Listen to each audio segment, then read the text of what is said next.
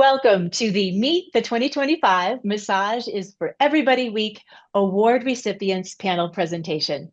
I'm Kristen Coverley, ABMP's Director of Professional Education, and I'm excited to introduce you to a group of inspiring massage therapists doing wonderful work in their communities.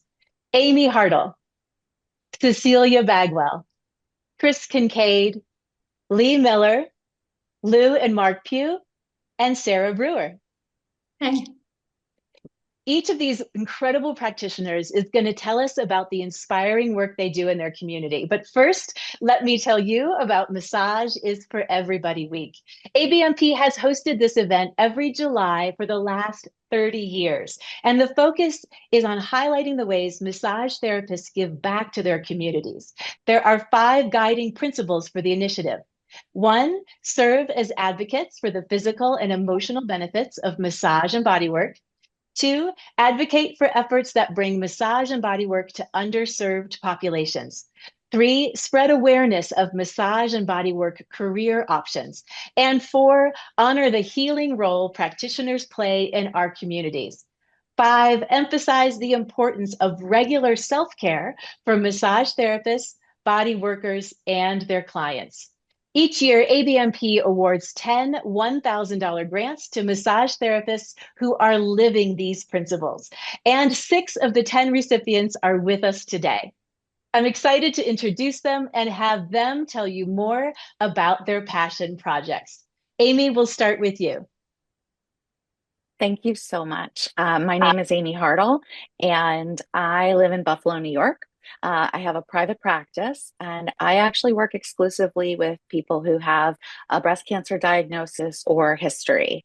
And I was drawn to that work because of the fact that I grew up high risk for breast cancer. I actually started working with this population prior to my own breast cancer experience.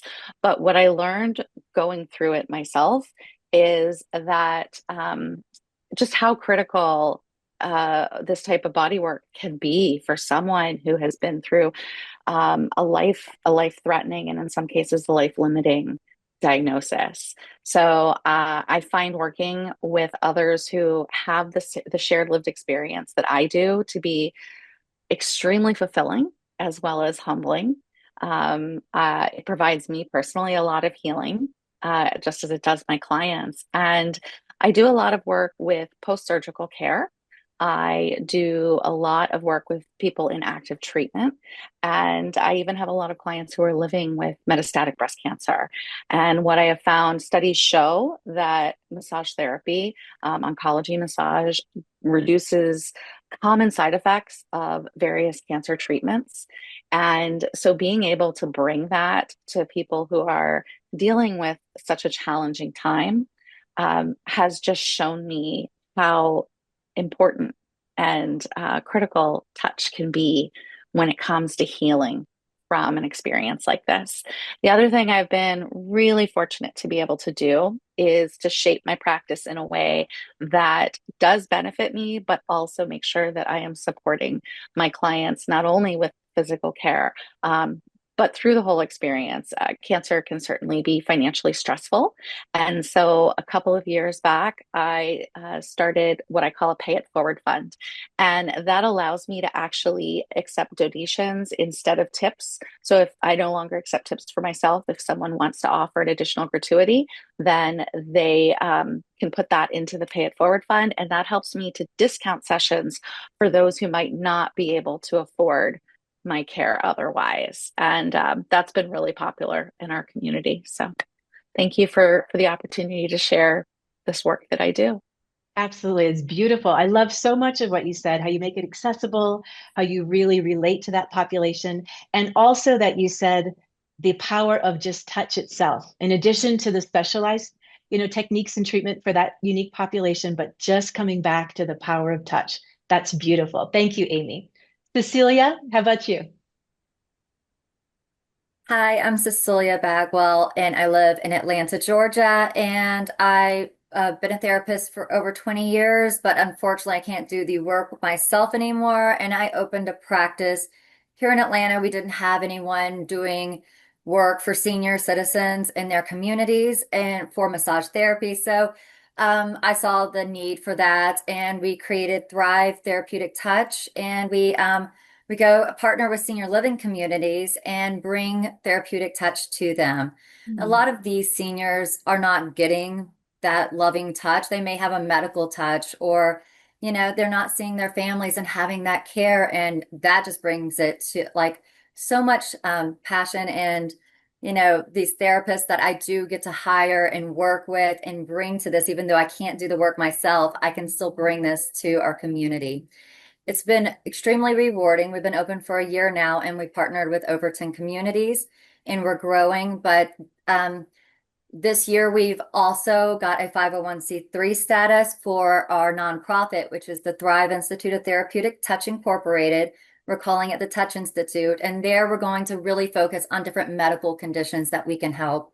And then also do programs like providing care for people with cognitive decline and really teaching therapists how to approach that, because they may know the techniques to do that.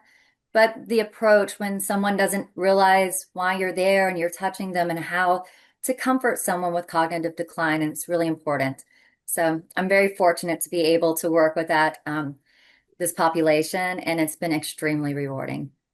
Oh, that's so great. And like you said, even though you're not able to physically do the work yourself, you are making the bridge. You're creating that opportunity for people to receive. And I love you said this, the therapeutic touch, in addition to the medical touch that they may be receiving more often at that age. That's beautiful. Thank you. Chris, how about you?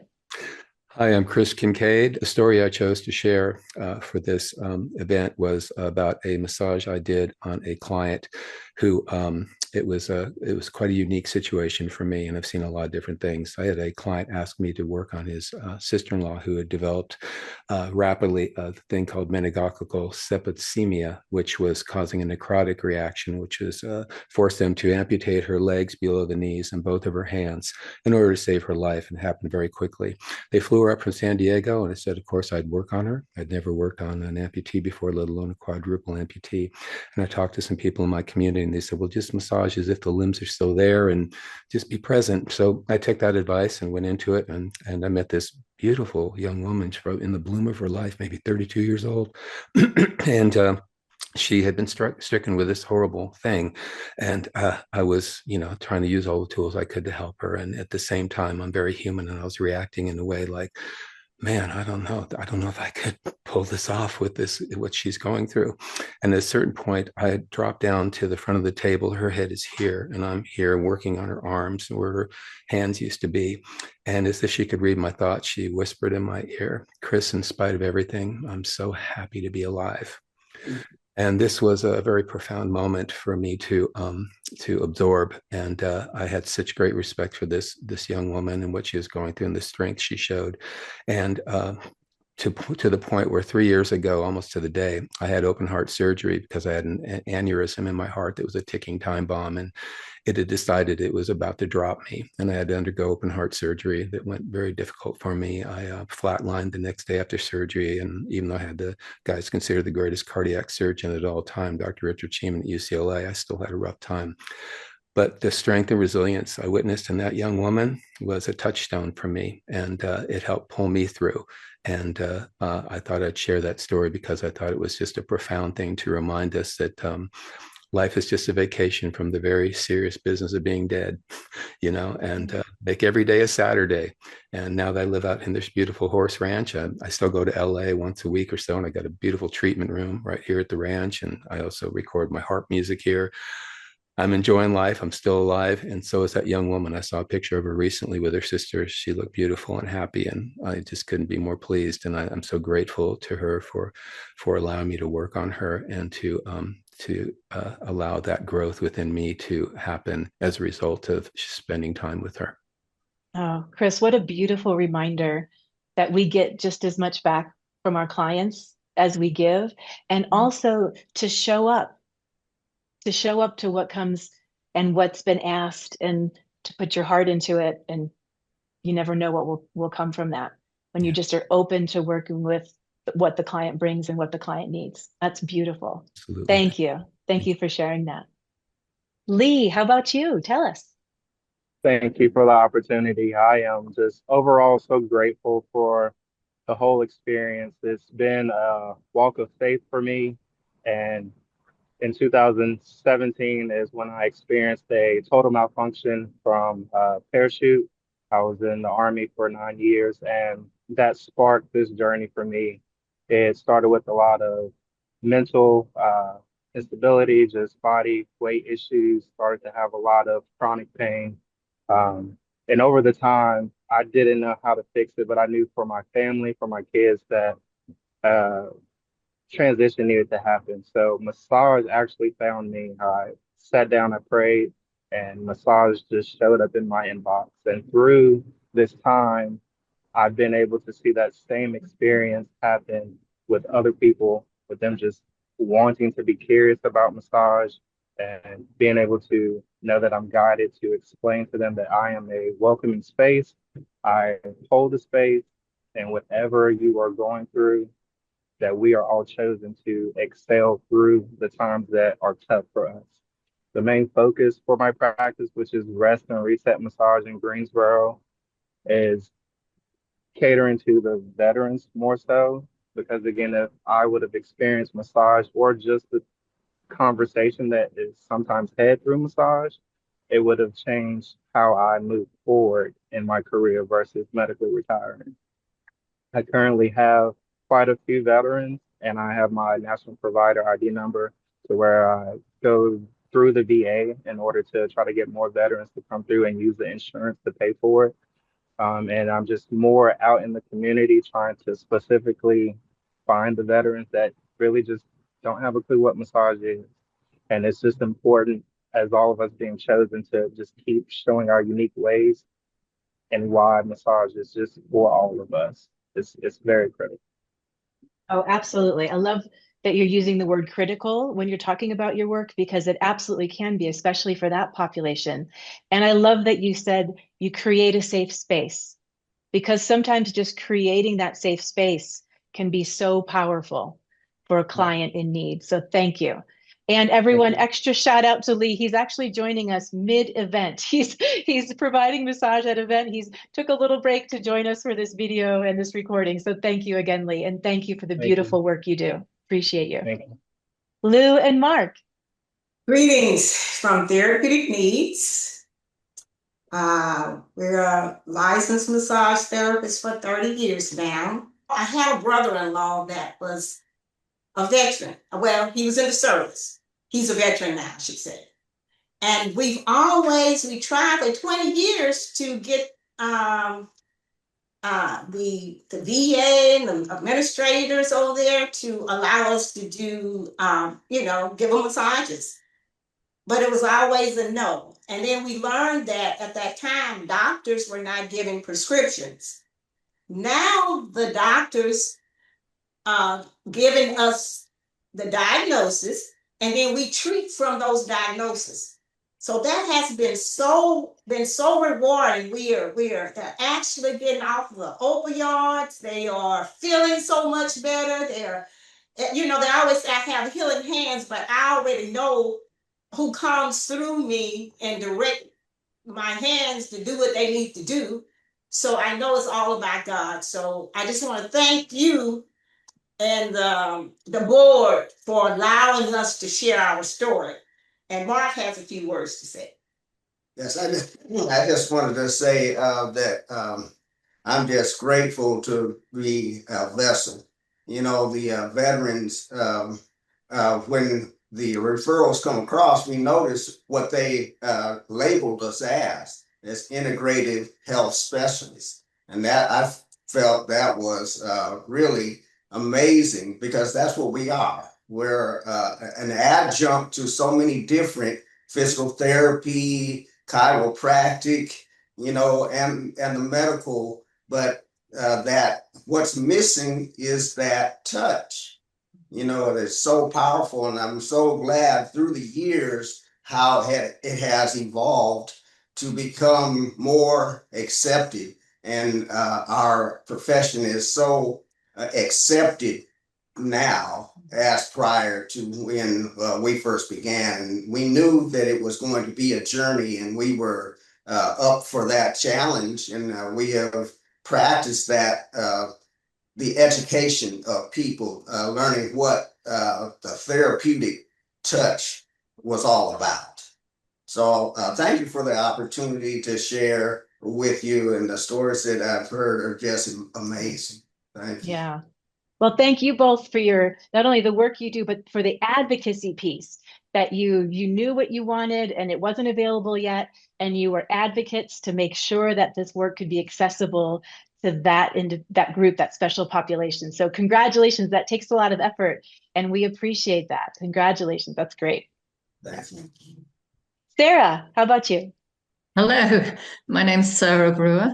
I spent 30 years teaching. I was in education, but I have two passions in life. Obviously, one of them is education, but the other is health. And when I was teaching, I realized that most of my students were living fight and flight in an extremely stressful environment. So I spent a lot of my time counseling, and just trying to help them survive, you know.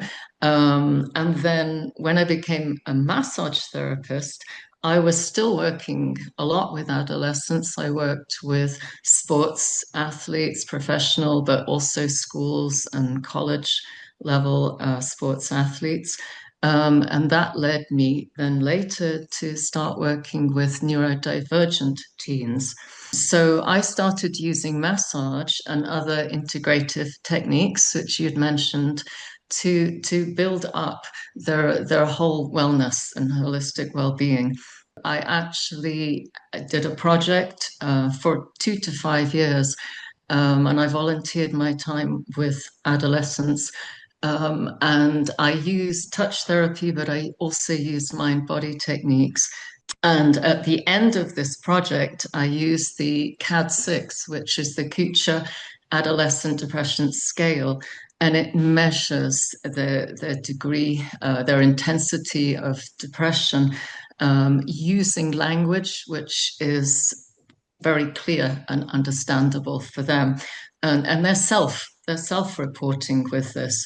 But most of them at the end of the 2-year period had made measurable improvement. And I continue to work with teenagers and adolescents today. And it's to me, it's a vocation, you know. It's wonderful to have a job, which is more than a job, as you were all saying. I feel very honored to be amongst such an accomplished and inspiring group of people.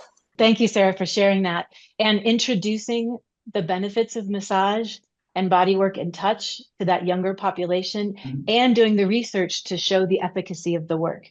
All of it, so important, so beautiful. Thank you. Thank you to each and every one of you for all of the wonderful work that you do. I am absolutely sure that the passion you've shared today has inspired viewers to explore new ways to support their own communities. Viewers, are you feeling inspired? I absolutely hope so. I don't know how you couldn't be. We're already looking forward to the 2026 Massage is for Everybody Week event, and hearing about your projects and the ways you support your community with massage and bodywork. Visit abmp.com/massage-week to learn more about the event and all of these incredible 2025 award recipients projects. Thank you again, everyone, for being here, for the work you do, for sharing and inspiring others, and congratulations. Thank you.